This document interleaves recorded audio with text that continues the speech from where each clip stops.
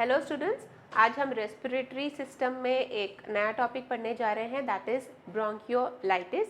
ये कुछ एक दो तीन डायग्नोसिस हैं जो कि थोड़े कंफ्यूजिंग हो सकते हैं, इसीलिए स्पेशली इनको अलग से स्पेशल अटेंशन देके पढ़ाया गया है।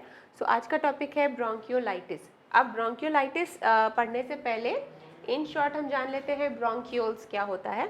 वैसे आपने एनाटॉमी में तो पढ़ रखा होगा, बट देन ऑल्सो ब्रोंकियोलाइटिस पढ़ने से पहले आप अगर इन शॉर्ट जान लो ब्रोंकियोल्स कहाँ पे होते हैं तो ईजी होगा अपने फर्दर पॉइंट्स में जानने के लिए। So respiratory system in a short आप देख सकते हो, ये विंड पाइप है। So this is wind pipe, that is also known as trachea. ठीक है, अब विंड पाइप आगे जाके दो में डिवाइड होती है। सो ये इसे कहते हैं यहाँ पे ब्रोंकस। ओके, दो में डिवाइड होती है, लंग्स में जाती है। ओके, अब जो डिवाइड जहाँ होती है उसे कहते हैं ब्रोंकस, एंड देन आगे जाके ये और डिवाइड्स होती है, फर्दर डिवाइड होती है, that is our bronchi. Okay, ये ब्रोंकाइज होते हैं, एंड देन वो जाके और ज़्यादा फर्दर में आगे जब डिवाइड होती है और आगे, उन्हें हम कहते हैं ब्रोंक्यूल्स। तो इन ब्रोंक्यूल्स का जो इन्फ्लेमेशन होगा दैट इज ब्रोंकियोलाइटिस। ठीक है, उसके पहले जो है ब्रोंकाई का अगर होगा ये वाला ब्रोंकस, एंड देन ब्रोंकाई का पार्ट अगर इन्फ्लेमेशन होगा दैट टर्मिनोलॉजी इज ब्रोंकाइटिस। ठीक है, बट ये आगे जाके और ज़्यादा जो डिवाइड हो रहे हैं, ये फर्दर जो माइन्यूट्स में डिवाइड हो रहे हैं, वहाँ को कहते हैं ब्रोंक्यूल्स, और इसके इन्फ्लेमेशन को कहा जाता है ब्रोंकियोलाइटिस। तो थोड़ा कंफ्यूज मत होना, ब्रोंकाइटिस एंड ब्रोंकियोलाइटिस में नाम थोड़ा सा डिफिकल्ट लगता है, but if you remember the anatomy well, bronchioles का ब्रोंकाइटिस, ब्रोंकियोलाइटिस, इसमें आपको कंफ्यूजन नहीं होगा, जो कि फर्दर जाके आगे जाके स्मॉल और ज़्यादा डिवाइड होता है, जैसे कि आप यहाँ देख सकते हो ब्रोंक्यूल्स, एंड देन ब्रोंक्यूल्स में एंड पार्ट आएगा आपका alveoli, that is air sac, जहाँ की मेन गैस एक्सचेंज जो होता है वो एल्वियोलाइज में होता है, जैसे कि आप जानते हो। सो उसके जस्ट ऊपर जो होता है दैट इज ब्रोंक्यूल्स, जो ये जो माइन्यू एकदम एंड में जो डिवीजन होता है, एंड जो लास्ट पार्ट है उसका connecting part, so and connecting part होता है एल्वियोलाई, और उसके जस्ट ऊपर जो कनेक्शन है तो दैट इज ब्रोंक्यूल्स, और उसी का इन्फ्लेमेशन आज हम पढ़ने जा रहे हैं। The terminology is bronchiolitis. Bronchiolitis is lower respiratory tract infection that affects babies and young children. Most commonly age group जो कि यहाँ पे affected है that is 2-year-old. ओके, तो 2 साल के नीचे के जो बच्चे होते हैं वो मोस्ट कॉमनली इस कंडीशन से इफेक्ट होते हैं, that is bronchiolitis. Common signs and symptoms जो होंगे दैट इज रैपिड और noisy breathing, shortness of breath, vomiting after feeding, being irritable, nasal flaring and whooping cough. So ये कॉमनली है, इसे हम डिटेल में आगे पढ़ेंगे, बट कॉमनली ये सारे सिम्टम्स होते हैं जो ब्रोंकियोलाइटिस में आते हैं. सो हम शुरू करते हैं ब्रोंकियोलाइटिस से. क्या होता है ये ब्रोंकियोलाइटिस और कैसे होता है ये ब्रोंकियोलाइटिस? डेफिनेशन. अब डेफिनेशन जैसे कि आपने पहले भी पढ़ा है डेफिनेशन में कि it is inflammation of the bronchioles. Okay, clinically आप उसको कैसे डिस्क्राइब कर सकते हो? क्लिनिकली आप उसको डिस्क्राइब कर सकते हो यहाँ पे कि just wait a second.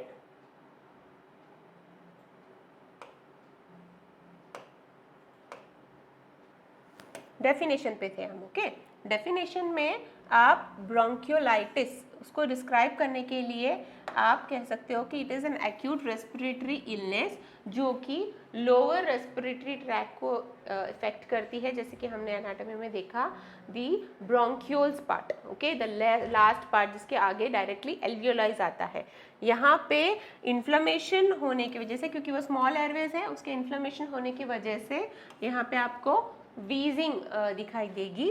And then typically ये जो फर्स्ट एपिसोड होता है वीजिंग का in young children less than 2 years, okay, with signs of viral upper respiratory infection. इसका क्या मतलब है कि जब भी ब्रोंकियोलाइटिस आप टर्मिनोलॉजी करोगे उसके पहले जब हिस्ट्री देखोगे, हिस्ट्री में हमेशा मिलेगा कि अपर रेस्पिरेटरी ट्रैक इन्फेक्शन हुआ है और अपर रेस्पिरेटरी ट्रैक इन्फेक्शन होने के 2 या 3 दिन के बाद या 3 या 4 डेज के बाद समझ लो, उसके बाद बच्चे को वीजिंग स्टार्ट हो गई है। ओके, सो वीजिंग इंडिकेट्स कि लोअर रेस्पिरेटरी यहाँ पे इन्वॉल्व है।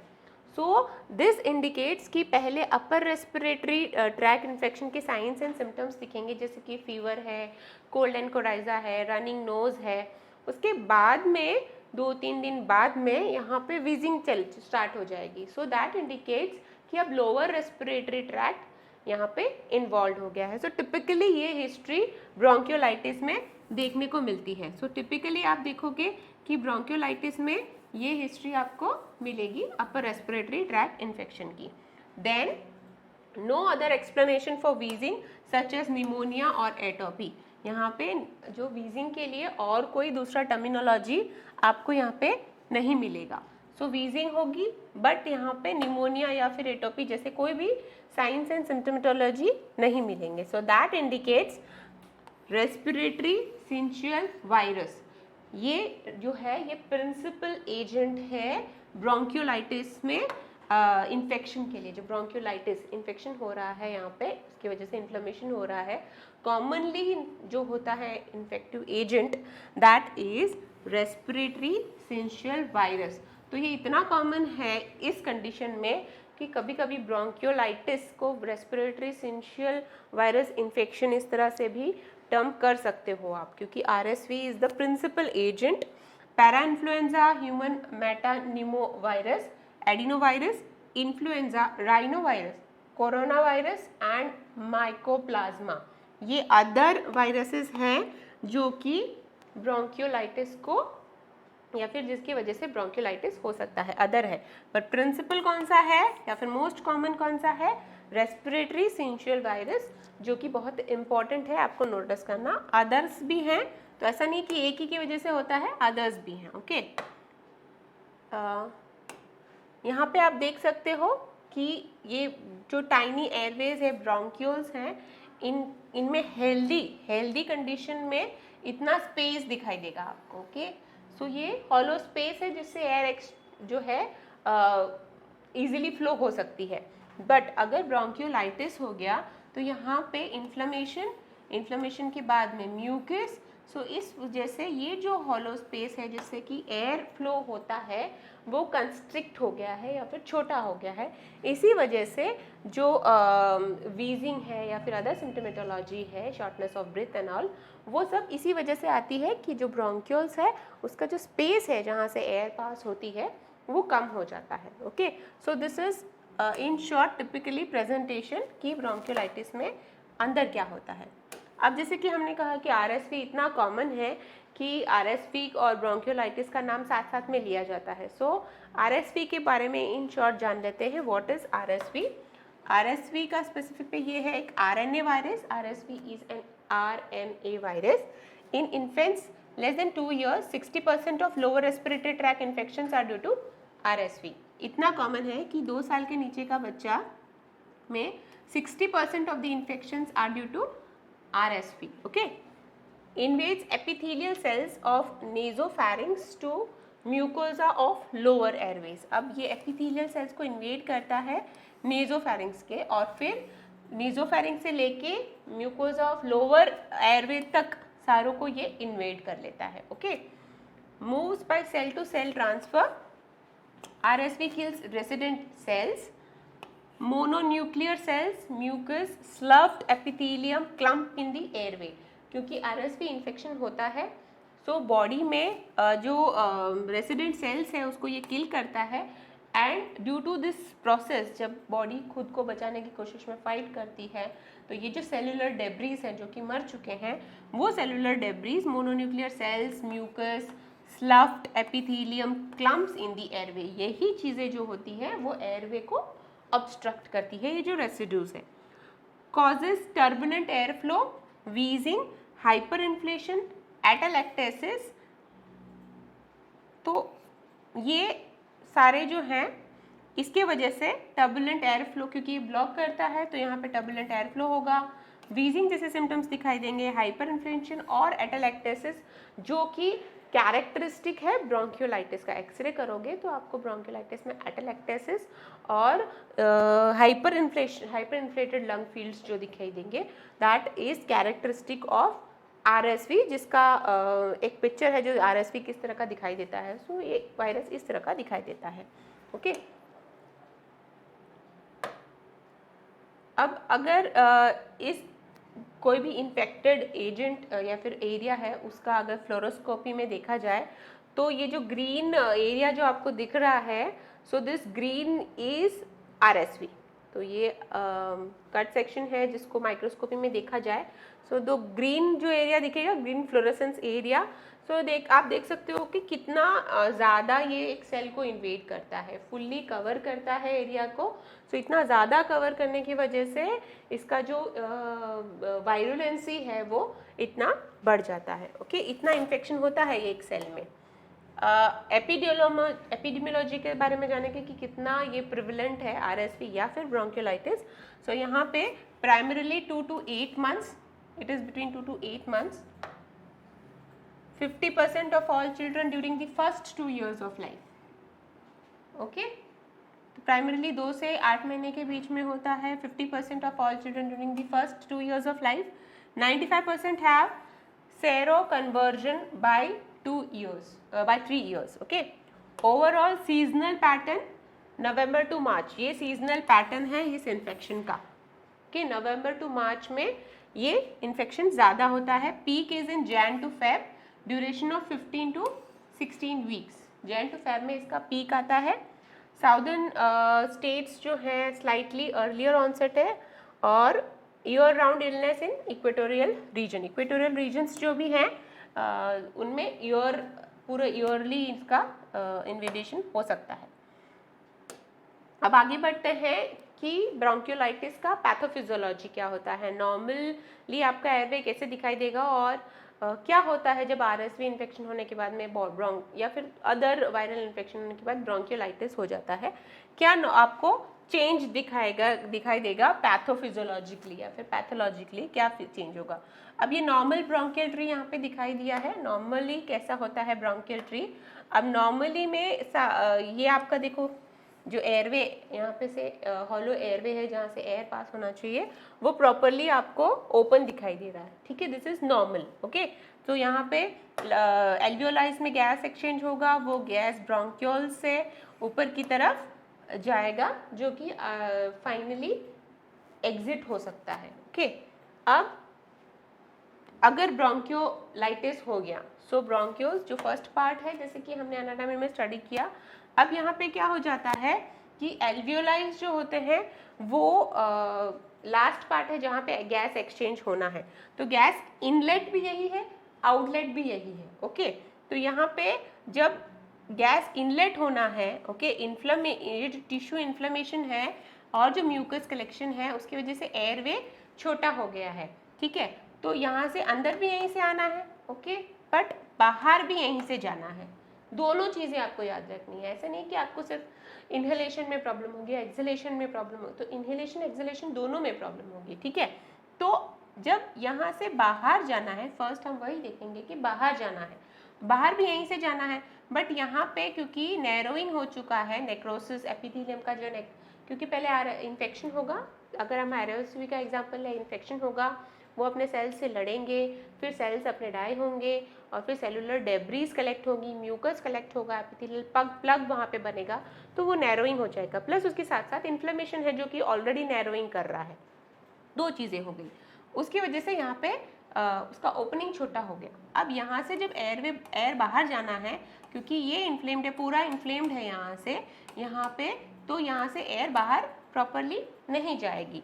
अब अगर एयर प्रॉपरली नहीं जाएगी तो वो एयर जो यहाँ पे गैस एक्सचेंज हो रहा है एल्वियोलाइज में, वो कहाँ जाएगा? ऑब्वियसली वो कहीं नहीं जा सकता। सो यहाँ पे ट्रैप होगा एयर, तो यहाँ पे एयर की ट्रैपिंग होगी। अगर एयर ट्रैप हो रहा है यहाँ पे, तो समझ लो एक ही बात है कि जब आप एक बलून को ज़्यादा उसमें एयर डाल देते हो, बहुत ज़्यादा एयर, उसका आउटलेट कहीं नहीं है, तो बलून लास्ट में क्या होगा?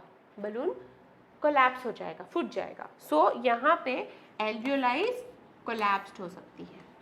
ओके, फाइनली अब वो और गैस एक्सचेंज के लिए वायबल नहीं रही। सो यहाँ पे एल्वियोलाइज कोलैप्स हो गई। सो ये तो हो गई आउटलेट की बात। इनलेट की बात, ऑब्वियसली अब एयर इन भी नहीं आ सकता, दैट इज नॉर्मल। सांस आप ले रहे हो अंदर, इन भी नहीं आ सकता, सो यहाँ पे शॉर्टनेस ऑफ ब्रीथ होगी। सो ये सारी चीज़ें जो होती है ये यहाँ पे पैथोफिजियोलॉजिकली आपको समझ में आती है। सेकेंडली, इन्फ्लेमेशन की वजह से ये जो मसल्स हैं जो कि उस एरिया को या फिर ब्रोंकियोल्स को खुलने में या फिर बंद होने में, जो एयर इनफ्लो आउटफ्लो के टाइम जो एक्सपांशन होता है उसमें मदद करती है। बिकॉज वो मसल्स भी टाइटन हो जाती है इन्फ्लेमेशन की वजह से, वो भी ब्रोंकियल ट्यूब्स को काफ़ी टाइट कर देती है, जो कि सेकेंडरली उसको इन्फ्लेमेशन या फिर उसको एक्सपांड नहीं होने देती। सो ये दो तीन चीज़ें हैं जो कि पैथोफिजियोलॉजिकली चलती रहती है, जिसकी वजह से सारी सिम्टोमेटोलॉजी आगे आपको दिखाई देगी वो होती है। तो क्लिनिकल मैनिफेस्टेशन की वजह से क्या क्या आ सकता है? So constellation of symptoms beginning with cough start होता है इनिशियली, जैसे हमने पढ़ा कि हिस्ट्री में आपको अपर रेस्पिरेटरी ट्रैक इन्फेक्शन मिलेगा, बट देन ब्रोंकियोलाइटिस जब स्टार्ट होगा so it will start with cough. Okay, cough and coryza in children less than 2 years of old। ठीक है, progresses over 2 to 5 days to nasal flaring. अब 2 से 3 दिन तक या 5 दिन तक प्रोग्रेस हो रहा है और फिर बच्चे में आपको क्या दिखाई देगा? बच्चे में आपको दिखाई देगा nasal flaring. That is most important part clinically nursing management या फिर नर्सिंग डायग्नोसिस में। आपको जो भी ये लोअर रेस्पिरेटरी ट्रैक इन्फेक्शन है इसमें सबसे पहले दिखाई देगा, that is nasal flaring and then wheezing, grunting, क्योंकि यहाँ पे एयरवेज है वो ब्लॉक हो रहे हैं, एयर पास ठीक से नहीं हो पा रही। एंड देन रिट्रैक्शन, जहाँ की जो एसेसरी मसल्स हैं रेस्पिरेशन के वो यूज़ में आएंगे, क्योंकि एफर्ट्स लग रहे हैं रेस्पिरेशन में, इसीलिए नेजल फ्लैरिंग हो रही है। और देन रिट्रैक्शन, जैसे कि चेस्ट का intercostal retraction, subcostal retraction, इंट्राकोस्टल retraction और सबकोस्टल रिट्रैक्शन, ये यूजुअली सारे लोअर रेस्पिरेटरी ट्रैक इन्फेक्शन में आपको दिख जाएगा। Okay, wheezing usually predominates. Fever in 60%, typically present for medical care at day 3 to 6. Complications include apnea, ये complications है apnea जबकि breathing नहीं आ रही है, dehydration, respiratory failure, क्योंकि लास्ट एंड स्टेज में आपने देखा कि वो जो एल्वियोलाइज है वो कोलैप्स हो रहे हैं। एल्वियोलाइज अगर कोलैप्स मेजरली हो गए तो यहाँ पे रेस्पिरेटरी फेलियर हो जाएगा। रेयरली बैक्टीरियल सुपर इन्फेक्शन में कॉज, ये जो कॉम्प्लिकेशन में है क्योंकि ये वायरल इन्फेक्शन है, अब रेयरली इसमें बैक्टीरियल सुपर इन्फेक्शन भी एडअप हो सकता है। So this is all clinical manifestation. In short, clinical manifestation starts with running or stuffy nose, then coughing, ठीक है, then fever mild or moderate, then wheezing, okay, फिर difficulty in breathing। जब ये part आ जाएगा wheezing and difficulty in breathing, तब आपको accessory muscles का use होना स्टार्ट हो जाएगा और उसमें सबसे पहला आपको दिखाई देगा nasal flaring. Okay, and then intercostal retraction, जिसको आप ICR कहते हो, और सब कोस्टल रिट्रैक्शन। सो ये सारे लेटर ऑन दिखाई देंगे। किड्स में other symptoms, refusal to feed, vomiting, वो सारे सिम्टोमेटोलॉजी भी बच्चों में स्पेसिफिकली दिखाई देंगे। So this in short is about clinical manifestation. अब क्लिनिकल मैनिफेस्टेशन देख लिया, बट जैसे कि हमने कहा कि लोअर रेस्पिरेटरी ट्रैक इन्फेक्शन में मोस्टली RSV होता है, सो सिम्टोमेटोलॉजी भी मोर और लेस सेम आती है। तो कैसे डिफरेंशिएट, किस किस चीज़ों से आपको डिफरेंशिएट करना है, अदर डायग्नोसिस जिनसे आपको डिफरेंशिएट करना है, those are asthma.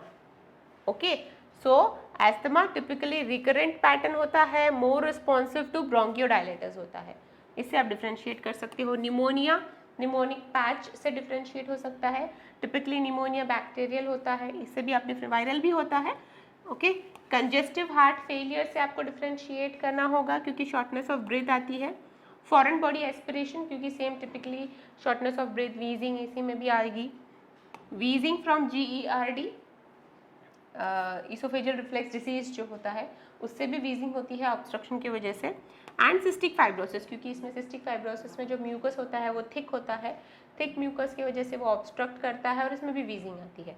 So typically इससे आपको डिफ्रेंशिएट करना होगा आपके डायग्नोसिस को, ताकि आप श्योर शॉट रहें कि ये ब्रोंकियोलाइटिस ही है। ओके, अब नेमिंग के हिसाब से नेमिंगक्लेचर जो है ना, ब्रोंकियोलाइटिस एंड ब्रोंकाइटिस, इसको भी आपको डिफ्रेंशिएट करना होगा, क्योंकि ब्रोंकियोलाइटिस जैसे कि हमने पहले भी डिस्कस किया, ब्रोंकियोलाइटिस जो होता है वो inflammation swelling of the bronchioles होता है, जो कि ये नीचे वाले पार्ट्स है।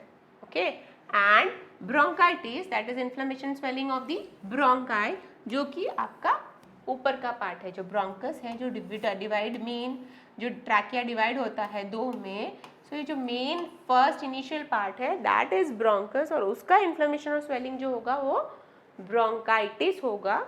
और लोअर डाउन जैसे कि आप देख रहे हो, लोअर डाउन एंड पे पार्ट में जहाँ पे होगा उसको कहोगे आप ब्रोंकियोस, जिसका इन्फ्लेमेशन और स्वेलिंग को आप कहोगे ब्रोंकियोलाइटिस। ये चीज़ आपको याद रखनी है नेमिंगक्लेचर के कि आप नेम में कंफ्यूज ना हो जाए, कि कभी कभी लगता है bronchitis and bronchiolitis is same. No, it is not the same, it is different, क्योंकि यहाँ पे जो इन्वॉल्वमेंट है वो इन्वॉल्वमेंट डिफरेंट प्लेसेस का है। ओके, डायग्नोसिस कैसे करोगे? क्लिनिकल डायग्नोसिस हो जाएगा, क्लिनिकली साइंस एंड सिम्टम्स से, एंड अदर डायग्नोसिस में direct immunofluorescence test exist for RSV and other causative viruses. जो कॉजेटिव वायरस है उसमें डायरेक्ट इम्यूनोफ्लोरेसेंस टेस्ट कर सकते हो, जिससे आपको कॉजेटिव वायरस जो है आपको पता चल जाएगा।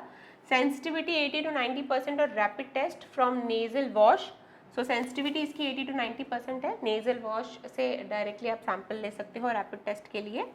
मे be useful if specific antiviral therapy available, influenza like would help avoid antibiotic therapy or needed to coherent patients in hospital। अगर ये टेस्ट पहले कर सकते हो आप या फिर कर लो, तो यूजुअली क्या होता है कि ऐसे इन्फेक्शंस में आप एंटीबायोटिक स्टार्ट कर देते हो, तो यहाँ पे अगर टेस्ट पहले हो जाए तो ये अननेसेसरी यूज ऑफ एंटीबायोटिक्स जो है वो यहाँ पे बचाया जा सकता है। अदर टेस्ट, एंसिलरी टेस्ट क्या कर सकते हो? Routine chest x ray. Okay, chest x ray, CBC, viral antigen testing is not necessary and often do not affect clinical outcome। ये पहला पॉइंट है, आपको याद रखना है। देन 2, अगर चेस्ट एक्सरे कर दिया जाए, ओके, तो एंड स्टेज में जब कॉम्प्लिकेशंस आ जाए तब अगर चेस्ट एक्सरे करें तो वो कैसा दिखता है वो भी हम देखेंगे। बट ये चीज़ आपको याद रखनी है कि जो रूटीन टेस्ट है जैसे कि chest x ray, CBC, viral antigen testing, ये एक्चुअली क्लिनिकल आउटकम के लिए इतने नेसेसरी नहीं है।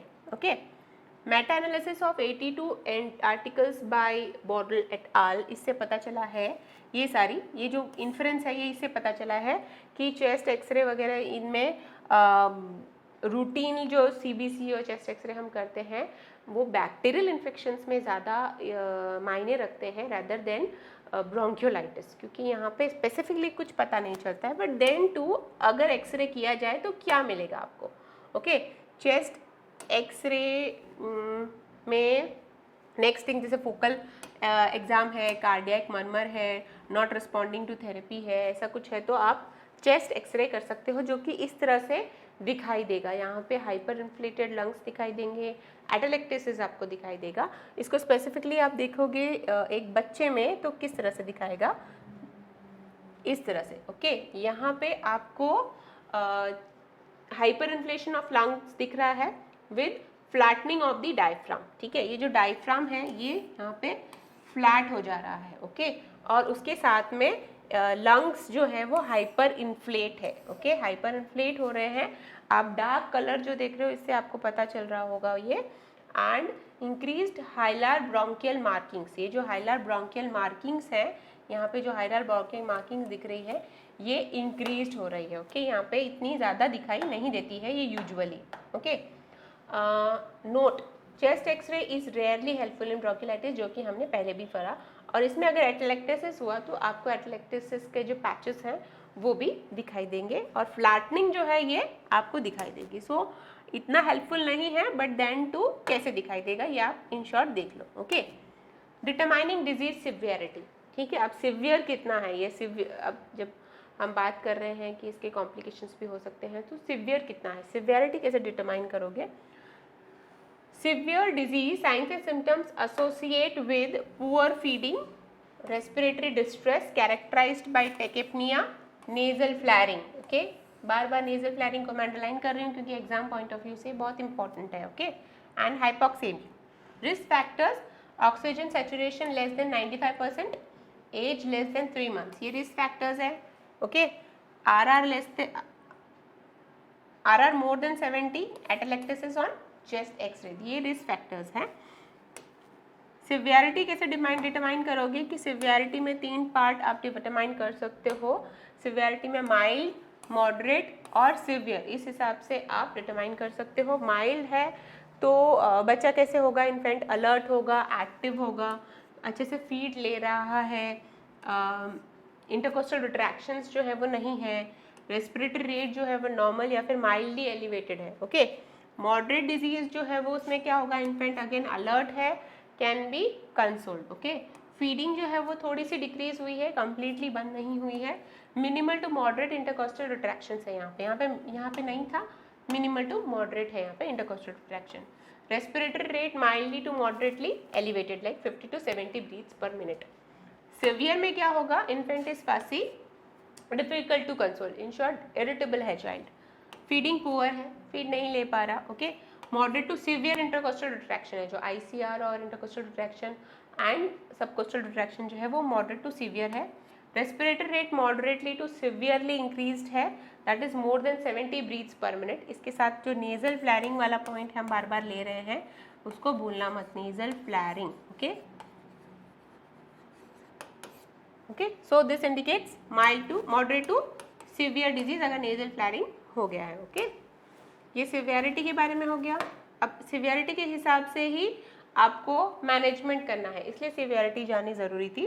डिजीज़ का कोर्स क्या होगा, respiratory status typically improves in 2 to 5 days। So ये डिजीज़ का कोर्स होगा। Wheezing can persist for up to 4 to 5 weeks। Okay, अब डिजीज़ का कॉम्प्लिकेशंस क्या क्या हो सकते हैं। कॉम्प्लिकेशंस में मोस्ट कॉमन कॉम्प्लिकेशन जिसे हमने पहले भी डिस्कस किया था, apnoea, respiratory failure, secondary bacterial infection. This may be the common complications. 16% of all RSV bronchiolitis admissions need ICU. Okay, 16% को ICU का need हो सकता है। 25% if concurrent history of underlying CHD, BPD, immunosuppressions, तो ये इस हिसाब की हिस्ट्री अगर है like any heart disease and all, तो भी आपको उसका कॉम्प्लिकेशंस जो है वो ध्यान में रखने होंगे। मैनेजमेंट पार्ट पे आते हैं। ठीक है, सिवियरिटी के हिसाब से मैनेजमेंट होगा। मैनेजमेंट में प्राइमरीली मैनेजमेंट जो इसका होता है वो सपोर्टिव होता है। ठीक है, एडिक्वेट हाइड्रेशन, बच्चे को हाइड्रेशन प्रॉपरली मिले क्योंकि फीडिंग पुअर होती है यहाँ पे। Nasal saline drops and bulb suctioning, क्योंकि स्टफ नेजल जो है ये एक सिम्टम्स है, इसलिए nasal saline drops and bulb suctioning, क्योंकि यहाँ पे म्यूकस कलेक्शन हो सकता है। सो सक्शनिंग, बल्ब से बच्चे का सक्शन करना, ये इनिशियल मैनेजमेंट में हो सकता है। Little evidence to support deep nasal suction in the ER और इन पेशेंट सेटिंग्स, तो डीप नेजल सक्शनिंग की ज़रूरत नहीं है। सप्लीमेंटल ऑक्सीजन की ज़रूरत सिवियरिटी के हिसाब से होगी, तो जितना सिवियर है तब सप्लीमेंटल ऑक्सीजन की ज़रूरत पड़ेगी, अदरवाइज यहाँ पे ज़रूरत नहीं होती है। Supplemental oxygen, some evidence from clinical studies that intermittent और chronic hypoxia 90 to 94% may have long-term cognitive effects. If PCO2 is more than 55, even if normal saturation may require mechanical ventilation. So in short, supplemental oxygen doubtful है, ज़रूरत होगी तो ही देना है। अब pharmacological options, तो pharmacological options में सबसे प्राइम पे आता है ब्रोंकियोडायलेटर्स, नेक्स्ट आता है एपिनेफ्रिन का यूज़ कर सकते हैं, नेक्स्ट आता है glucocorticoids, next is antivirals. So these all depends upon the condition of the child. Advance therapies, क्या क्या एडवांस थेरेपीज हो सकते हैं। हेलोइक्स, सर्फेक्टेंट, 3% सलाइन नेम्स और स्नेग्स। तो ये एडवांस थेरेपीज हैं, इसका यूज़ रेयरली होता है, अदरवाइज इनिशियल थेरेपीज जो हमने की उसी से इम्प्रूवमेंट हो जाता है। हॉस्पिटलाइजेशन का डिसीजन कब लेना है? सिवियर डिजीज में हॉस्पिटलाइजेशन का लेना है। सिवियर में क्या क्या हो सकता है या फिर क्या आपको नोटिस करना है? Toxic appearance, poor feeding, lethargy and dehydration, moderate to severe respiratory distress, that is nasal flaring, again retractions, RR more than 70, dyspnea and cyanosis, apnoea in ER और रिपोर्ट एट होम, मतलब emergency में apnoea report हुई है, हाइपोक्सेमिया with और without PCO2 of 45 और less. Guideline के हिसाब से do not recommend supplemental oxygen unless it is less than 90%, but give no guidelines on hospitalization threshold. Poor home environment as indicated by multiple years MD visits. तो अगर home घर का environment ठीक नहीं है तो भी हॉस्पिटलाइजेशन कर सकते हैं, इवन दो यहाँ पे सिवियर डिजीज ना हो तो भी। Okay, significant underline medical condition है कोई, उस हिसाब से भी, और age is less than 30 days, specially if prematurity, अगर प्रीमैच्योर चाइल्ड है तो भी यहाँ पे हॉस्पिटलाइजेशन की नीड हो सकती है। So these are the criterias कि कब बच्चे को हॉस्पिटल में एडमिट करना है। डिस्चार्ज का क्राइटेरिया, नो एस्टेब्लिश्ड गाइडलाइंस ऐसे, बट अगर RR जो है वो लेस देन 70 हो गई, care taker can perform effective bulb suctioning, जो उसका केयर टेकर है वो घर पे बल्ब सक्शनिंग इफेक्टिवली कर सके, स्टेबल विदाउट सप्लीमेंटल ऑक्सीजन 90% से ज़्यादा है, no need for fluids, resources adequate at home, घर पे अच्छे से उसकी देखभाल हो सकती है, उसके पेरेंट्स को अच्छे से नोटिफाई करना है कि उसको फॉलोअप के लिए लाना है, बट अगर कोई ऐसे सिम्टोमेटोलॉजी आपको इंक्रीज होते हुए दिखाई दे तो तुरंत रिपोर्ट करना है। सो ये डिस्चार्ज का क्राइटेरिया है, इस हिसाब से आप डिस्चार्ज कर सकते हो बच्चे को। क्या एजुकेशन देना है? एक्सपेक्टेड क्लिनिकल कोर्स, ठीक है, मीडियन 12 days इलनेस होती है, 20% symptomatic at 3 weeks, 10% symptomatic at 4 weeks, ये एजुकेशन है।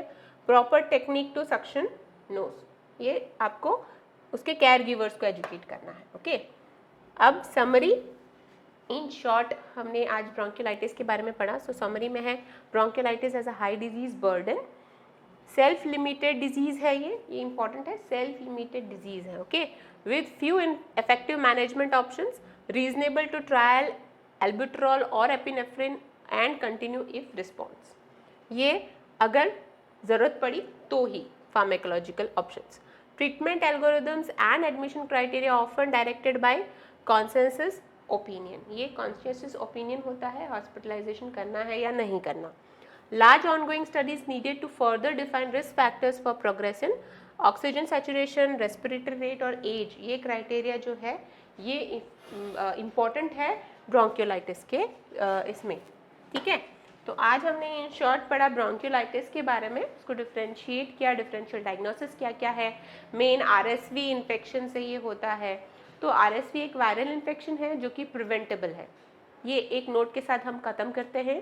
वायरल इन्फेक्शन है, प्रिवेंटेबल है, तो कैसे प्रिवेंट करना है? हाइजीन मेंटेन करके प्रिवेंट करना है।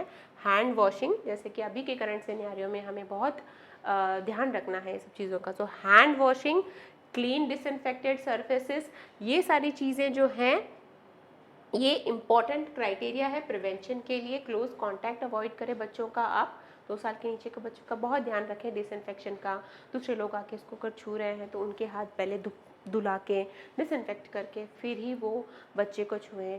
बच्चे जो नॉर्मली सर्फेसेस के साथ खेलते हैं उनको अच्छे से डिसइंफेक्ट करके रखें, जैसे कि table tops, door knobs, floor वगैरह है तो ठीक है, उनके टॉयज़ हैं। तो ये सारे छोटे छोटे प्रिकॉशनरी मेजर्स हैं जिससे कि RSV जैसे खतरनाक वायरस जो है उसको भी आप प्रिवेंट कर सकते हो। So this is preventable and has to be prevented by your support. इसके साथ आज का लेक्चर हम खत्म करते हैं। Thank you.